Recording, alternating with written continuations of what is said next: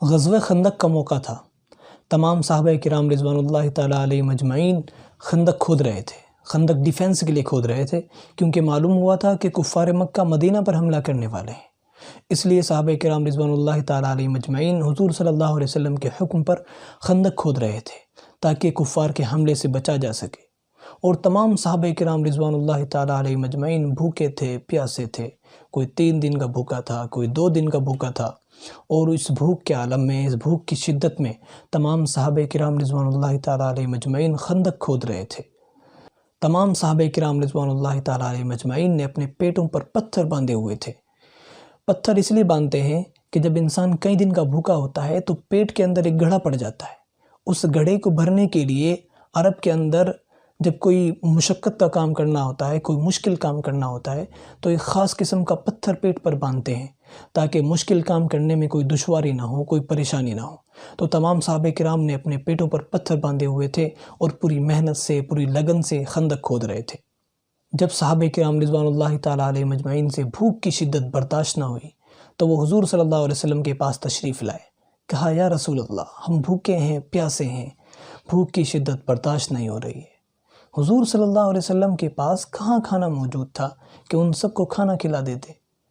صحابہ کرام رضوان اللہ تعالیٰ علیہ مجمعین نے اپنے پیٹ کھول کر دکھائے، اس پر پتھر بندھے ہوئے تھے۔ حضور صلی اللہ علیہ وسلم نے اس وقت اپنا شکم مبارک، اپنا پیٹ کھول کر دکھایا، اس پر 2 پتھر بندھے ہوئے تھے۔ صحابہ کرام رضوان اللہ تعالیٰ علیہ مجمعین نے ایک ایک پتھر باندھا ہوا تھا اور حضور صلی اللہ علیہ وسلم نے 2 پتھر باندھے ہوئے تھے۔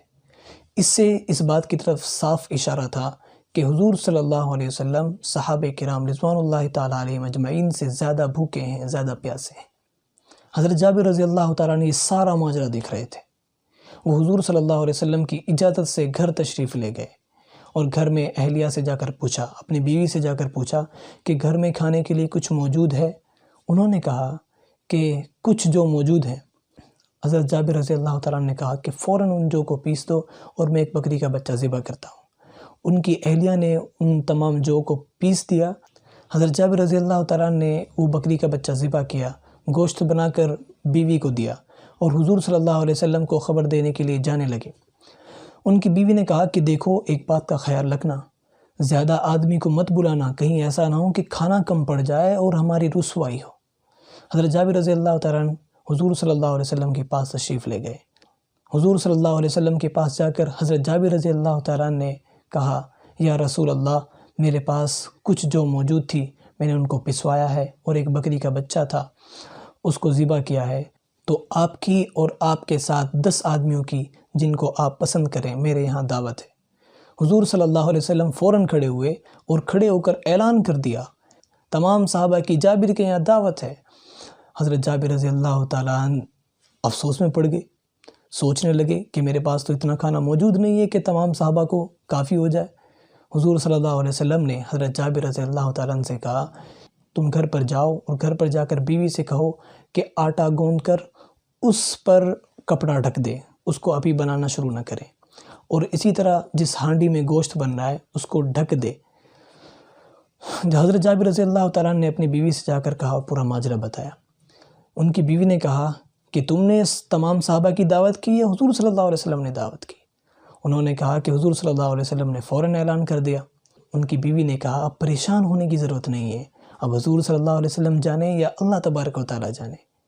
دیکھو کتنا ان کی بیوی کا اعتماد تھا کہ جب حضور صلی اللہ علیہ وسلم نے دعوت دی ہے تو انشاءاللہ کوئی نہ کوئی انتظام ہوگا۔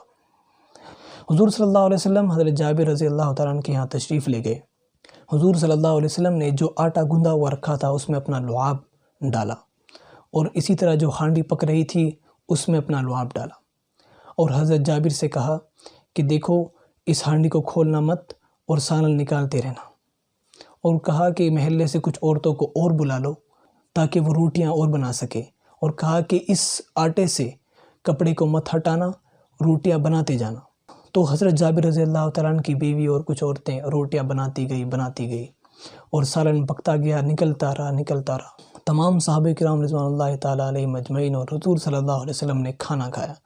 حضرت جابر رضی اللہ تعالیٰ عنہ نے اس کے بعد جیسے ہی ہانڈی کا ڈھکن اٹھا کر دیکھا تو کیا دیکھتے ہیں کہ میں اس وقت حیرت میں پڑ گیا کہ اس میں پہلے زیادہ کھانا موجود تھا یا اب زیادہ کھانا موجود ہے۔